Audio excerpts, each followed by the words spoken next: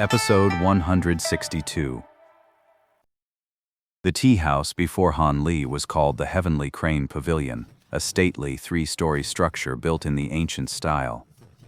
Han Li gave it only a glance before heading straight up. He'd already sensed over a dozen fluctuations of magic power from outside the building, all of them on par with his own, or even stronger, the kind only Foundation establishment cultivators could possess.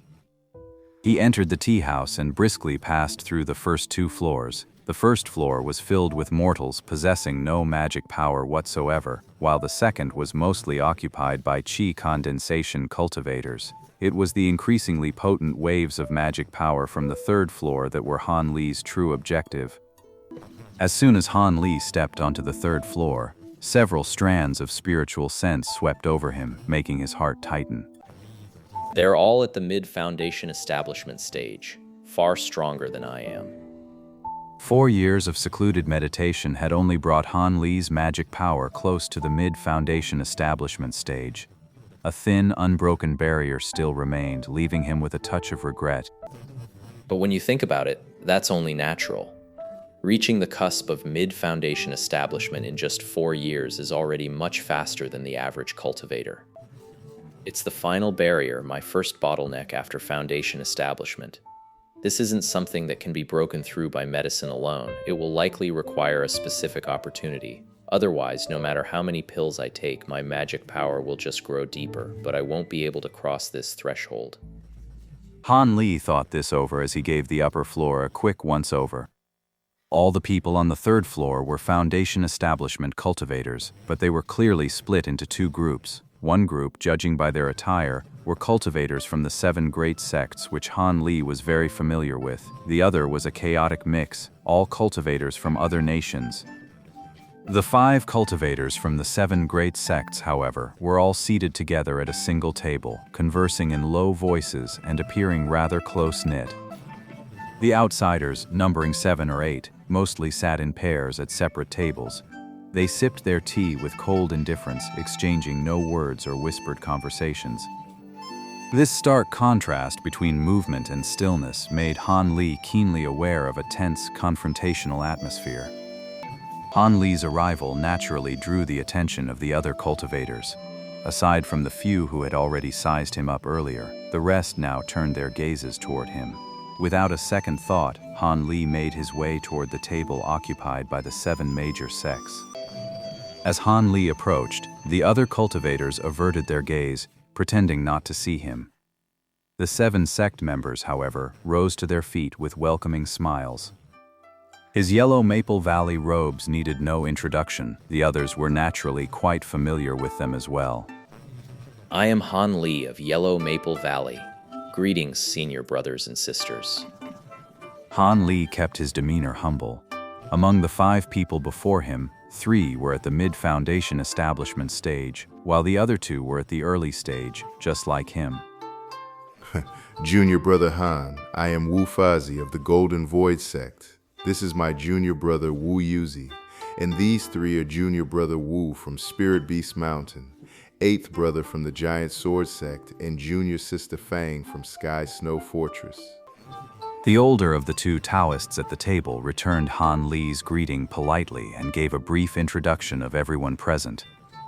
Since you're here, junior brother, have a taste of the Yan clan's famous Snow Spirit tea. This is a premium brew the tea house reserves specifically for visiting cultivators like us.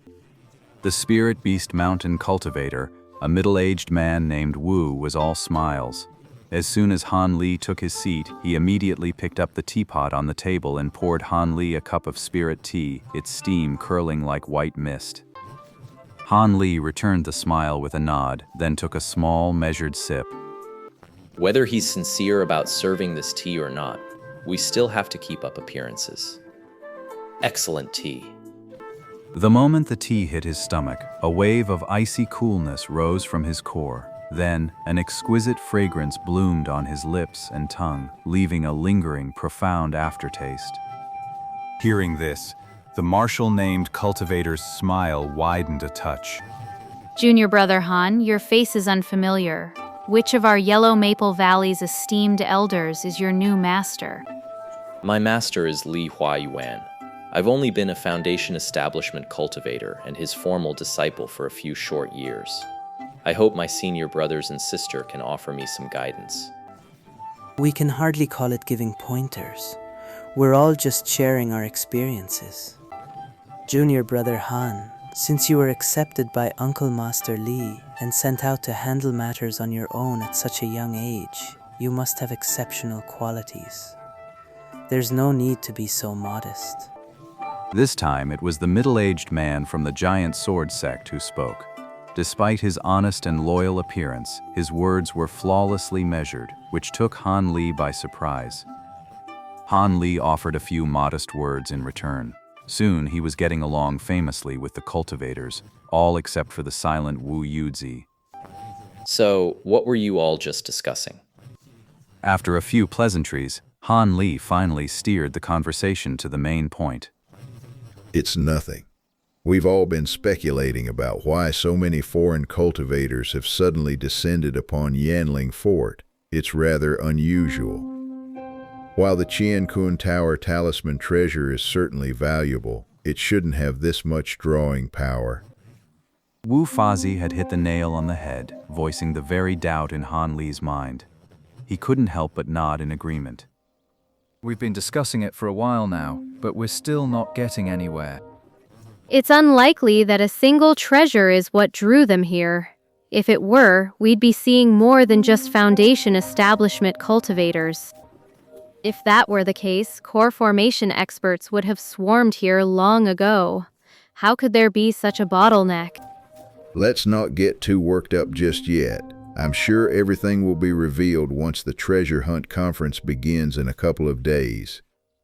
I have an uneasy feeling about those ghost spirit sect cultivators who appeared today. They just don't seem like ordinary folk. The fact that they managed to repeatedly put the Yan clan disciples on the back foot is truly astonishing. Does anyone here know their origins? The cultivator's question left most of the group, Han Li included, exchanging bewildered looks. Most of them were hearing about this sect for the first time. After all, just from the name, it was clear they weren't the friendly sort. Odds were, they were probably demonic cultivators. Just which country's sect is this, to make even the local power, the Yan clan, so wary? They've lost so many disciples, yet they haven't immediately retaliated. Their reputation for ferocity must be considerable indeed. At this, Wu Yuzi, who had remained silent until now, showed a flicker of recognition on his face. He seemed to know something about this ghost spirit sect, a reaction that sparked a glimmer of hope in the others. Junior brother, what do you know about this ghost spirit sect? My junior brother here has never been one for socializing, but he's always buried in books and scrolls. He might actually know a thing or two about this. The Ghost Spirit Sect is one of the 6 demonic sects of Tianlu country. They specialize in ghost and demon summoning arts and are also proficient in poison techniques and some shadow arts. Even though they're the weakest of the 6 sects, they're still a good bit stronger than our Yu country's most powerful, the Concealing Moon sect. Wu Yuzi lifted his head, finished speaking, and then fell silent once more. But those few words were enough to make the others' faces change drastically. The demonic sects of Tianluo country. So that's why the Yan clan has been so quiet. They're a superpower absolutely several times larger than our 7 sects combined. In our region, aside from the righteous alliance of Fengdu country, no other nation's cultivation force can stand against their invasion alone. Could this be a mistake? An organization that powerful? Why would they suddenly come to our Yu kingdom, and for such a minor treasure hunting competition? Tianan Chronicles, Volume 2, Chapter 4. What? The female cultivator didn't understand at first, but a moment later, she realized what he meant. The Tianan Region Chronicles are a complete set of texts held by all the major sects. They specifically detail the customs, traditions, and strange tales of the various countries in this region, and they do seem to touch upon matters of the cultivation world. But with so many volumes, the female cultivator only skimmed a few before losing interest in a thorough read. Could the ghost spirit sex affairs really be recorded in these books? It seemed he wasn't the only one. The others wore similarly puzzled expressions. Wu Yuzi spoke up again. The second volume gives a rough overview of not just the ghost spirit sect, but also the sword path martial sect. Seeing Wu Yuzi's absolute certainty, the others finally believed what he said. Now, beyond their shock, everyone began to carefully consider the ghost spirit sect's sudden appearance at the Yan clan and its true purpose. Han Li rubbed his nose out of habit and sank into deep thought. Could it be that the 6 Devil Dao sects of Tianluo country are planning a full-scale invasion of Yue country? Not quite. Between the state of Yue and the Tianlu kingdom lie the 2 minor states of Jiang and Cheiqi. Even if they intended to invade, they'd have to deal with the sects of those 2 countries first. But even though they're small countries, the combined strength of their cultivation worlds is on par with the 7 sects of Yue country working together. No matter how powerful the 6 sects of the Devil's Path are, they couldn't possibly take over both countries so easily and without a sound. Not to mention, the righteous alliance of Fengdu country is right next to them, watching like a hawk. They probably won't get a chance to expand their power. After some thought, Han Li finally ruled out the worst-case scenario. Could it be that the ghost spirit sect is acting entirely on its own, with no connection to the 6 demon sects at all? If that's the case, the 7 sects have nothing to fear. The Yan clan alone could probably handle whoever the ghost spirit sect sent. After all, the Yan clan has a core formation cultivator backing them up.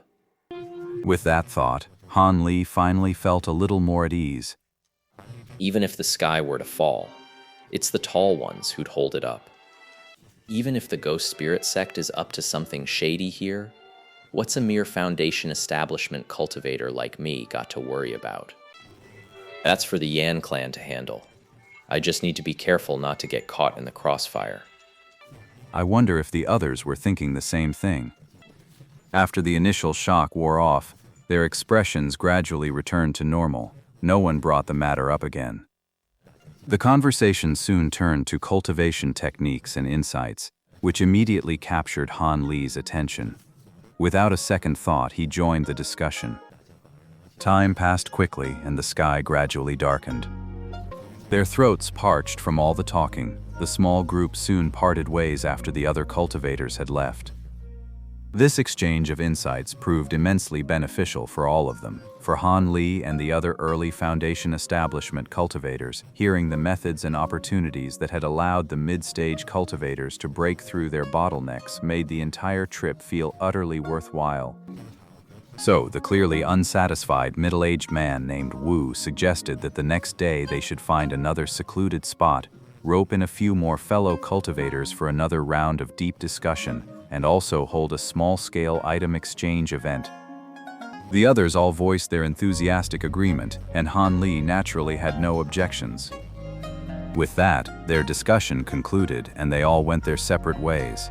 Han Li then headed for an inn marked on his map. This inn was specifically for visiting cultivators. It was located in the southeast corner of Yanling Fort, small and utterly unremarkable, far inferior to the other establishments in the area. As a result, not many cultivators stayed here.